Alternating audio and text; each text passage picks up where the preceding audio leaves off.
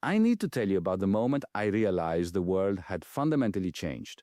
It was March 2024, and I was sitting in a cafe in New Delhi when my phone buzzed with a news alert that made my coffee go cold. Russia had just announced their highest economic growth rate in years. Not decline, not collapse, growth. The same Russia that was supposed to be economically destroyed by what Western leaders called the most comprehensive sanctions in human history. Something impossible was happening, and nobody in the mainstream media wanted to explain it. Let me take you back to February 2022. I watched as the United States and its allies launched their economic nuclear weapon against Russia. They froze $300 billion of Russian reserves, cut Russia from SWIFT, banned Russian oil gas exports. 40 countries joined the effort, representing half of global GDP. The message was clear: defy the West and we'll destroy your economy. Western economists predicted Russia's GDP would collapse by 15%, maybe 20%, the ruble would become worthless, Putin would fall, the war would end within months. I remember sitting in my Athens study, reading these predictions and thinking something felt wrong. Not morally wrong, strategically wrong. They were about to learn a lesson about power that would change everything. Here's what actually happened and why it should terrify anyone who understands how empires work. In 2022, the year of maximum sanctions, Russia's economy contracted by just 2.1%, not 15%, not 10%, just 2.1%, barely a recession. In 2023, Russia's economy grew by 3.6%. In 2024, projected growth hit 3.9%.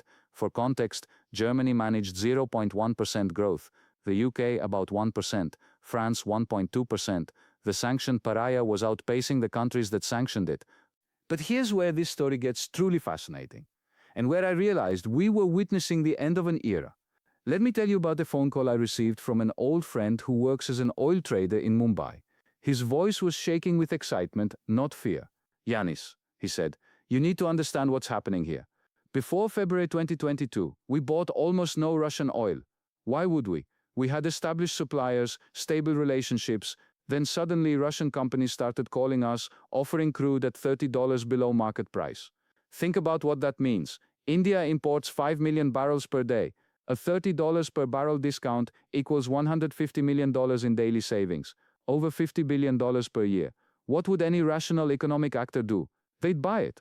Of course they'd buy it. And that's exactly what happened. Indian imports of Russian oil went from nearly zero to over 2 million barrels per day, practically overnight. Russia became India's largest oil supplier. But here's the part that reveals the genius of what was unfolding. India has massive refining capacity. They take Russian crude, refine it into gasoline, diesel, jet fuel, then sell those refined products back to Europe. The very European countries that banned Russian crude are now buying Russian refined products from India. Europe banned direct Russian oil imports, but they're still consuming Russian oil. It just passes through India first, at a higher price, with an Indian middleman taking a cut. This isn't a loophole. This is the entire sanctions regime being bypassed in plain sight, and it exposed something that Western leaders had never considered. When you weaponize the global economy, people find alternatives. The real story, though, is China.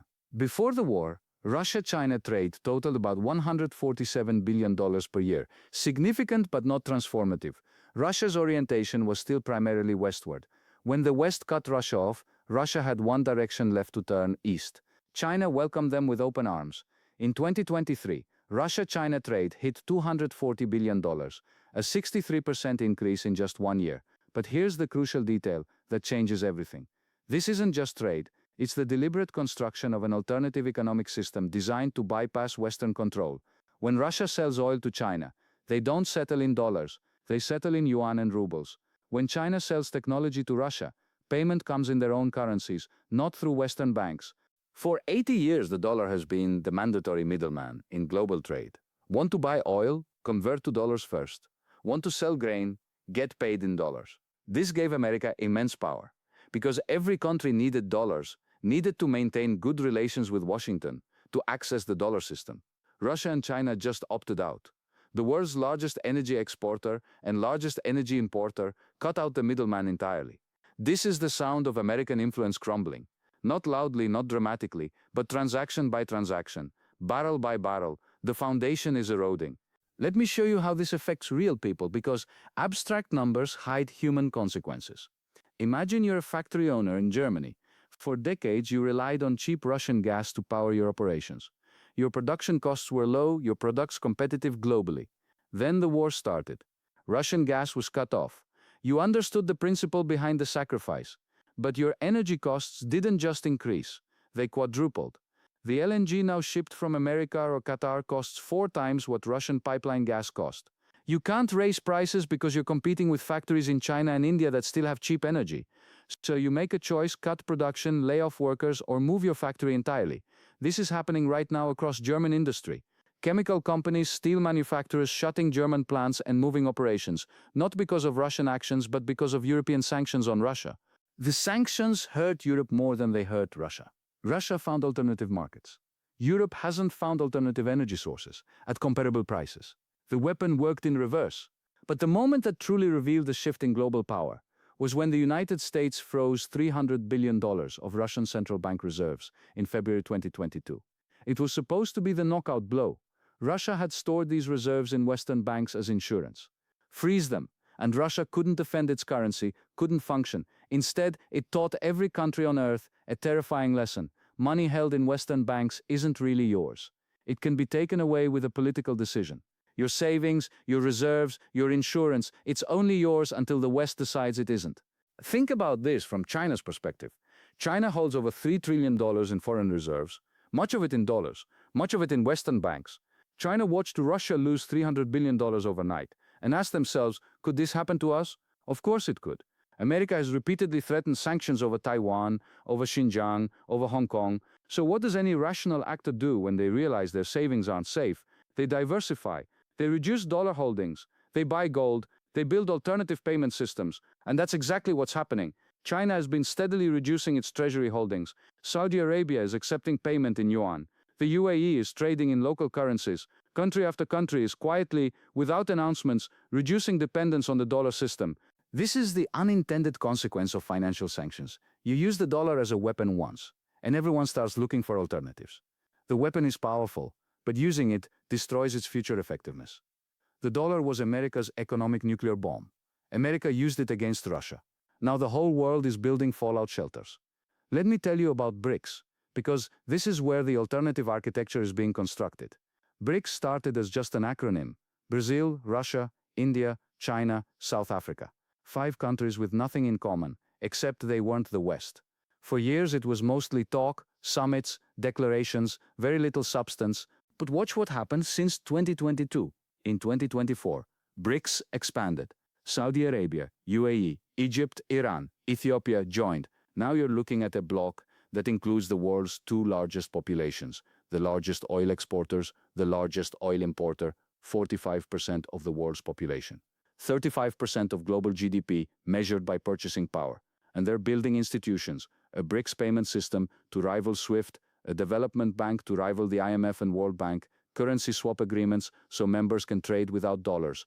None of this matches Western institutions in sophistication yet. But that's not the point. The point is, the alternative exists. Countries now have options, and options are power. For 80 years, countries couldn't say no to America because there was no alternative. That's ending. Russia is benefiting from this shift not because Russia is strong, but because Russia became the symbol of resistance. Every country that resents American pressure looks at Russia and sees a model. Russia was supposed to be the cautionary tale, defy the West, get destroyed. Instead, Russia became proof of concept. You can survive Western sanctions, you can find alternative markets, you can build different systems. Let me show you what this looks like regionally. In Africa, Russian influence is expanding rapidly, not through aid or investment, but through a simple service. Russia doesn't lecture. France spent decades in West Africa providing aid and military support, but every interaction came with conditions, democracy requirements, human rights benchmarks, governance standards. African leaders grew tired of being treated like children, needing European guidance. Then came the coups. Mali 2021, Burkina Faso 2022, Niger 2023. Military governments took power, and their first actions were expelling French forces and inviting Russian mercenaries. Why? Because Russia doesn't care how you govern. Russia will sell weapons, provide security, take resources, and ask 0 questions about elections or civil liberties. For these governments, this is liberating. Finally, a partner who treats them as equals. In the Middle East, the shift is even more pronounced. For decades, Middle Eastern countries had to choose, align with America or against it. Now look at the chessboard. Saudi Arabia is joining BRICS while maintaining its American alliance. The UAE buys Russian weapons while hosting American bases. Egypt purchases Russian jets while receiving American aid. They're hedging, playing both sides. Russia enables that hedge because Russia doesn't demand exclusive loyalty the way America does. What troubles me most isn't that Russia is winning. Russia isn't winning. Its economy is militarized, its population shrinking, its technology sector isolated. The problem is that America is losing, and it's losing not because of Russian strength but because of American mistakes. Every sanction that fails undermines American credibility. Every prediction that proves wrong damages American authority. Every time America says do this or else, and the or else doesn't materialize, American influence diminishes. When America threatened India over buying Russian oil, India ignored the threat. Nothing happened. When America demanded Saudi Arabia increase oil production, Saudi Arabia refused. No consequences. When America told Turkey not to buy Russian weapons, Turkey bought them anyway. America grumbled and moved on. This is how empires end. Not in dramatic collapse, but in slow irrelevance. The threats stop working. The promises stop being believed. The leadership stops being followed. And alternatives emerge. Russia didn't defeat America. Russia survived America's best shot. And survival in this context is victory enough. Because every country watching learned the same lesson. American economic power is fearsome but not fatal. American threats are serious but not unstoppable. American dominance is real but not inevitable. The advantage Russia has taken is the advantage of the survivor. The one who was supposed to die didn't, and in not dying proved that death isn't inevitable. That's American influence crumbling. Not a collapse, not a defeat, but a slow realization spreading across the world that the rules America made no longer bind absolutely, that alternatives exist, that you can say no. And once saying no becomes thinkable, possible, survivable, everything changes. We're living through that change right now,